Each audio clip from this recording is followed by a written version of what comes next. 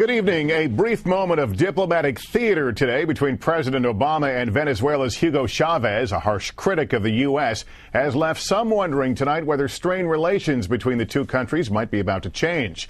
Obama and Chavez are attending the Summit of the Americas in Trinidad. While there have been no formal meetings between the two, there have been a couple of interesting encounters, along with some smiles and handshakes. The kinds of things that in diplomatic circles can mean a lot or nothing at all, which is what the White House is insisting tonight. Our chief White House correspondent, Chuck Todd, is in Port of Spain and joins us now with more. Chuck, good evening. Good evening, Lester. Well, this day two of the Summit of the Americas is turning into the summit of distractions for the United States. Yesterday, it was a bunch of countries lecturing the United States on Cuba. Today, the distraction was Hugo Chavez.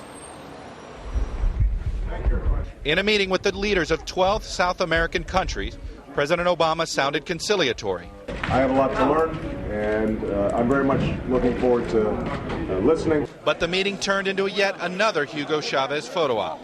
A day after Mr. Obama's most famous handshake since taking office, Venezuela's leader launched what appeared to be a publicity stunt, a presidential gift, a book written nearly 40 years ago about how European and American policies have hurt Latin America. The Obama-Chavez encounter was witnessed by a smiling Secretary of State Hillary Clinton, who once famously clashed with her now boss over how to handle leaders like Chavez. I don't want to be used for propaganda purposes. I don't want to make a situation even worse. Mindful of the attention Chavez is receiving, White House aides quickly tried to shift the focus of this summit away from him and back to their priorities of the economy, energy, and poverty. A smile and a handshake does not mean a new relationship. Relationships depend on more than smiles and handshakes. Smiles and handshakes and the desire of one leader to say to the president that he wants to be his friend, again, is a wonderful opportunity to match actions with words. But it's not just Chavez overshadowing this summit, it's also Cuba. And while the president is fond of attempting to, quote, turn the page, this is a region that doesn't easily do that. Latin Americans care a lot about history, and we're coming off of a period of absolutely abysmal ties between the United States and Latin America. One of the president's closest confidants at this summit is Canadian Prime Minister Stephen Harper.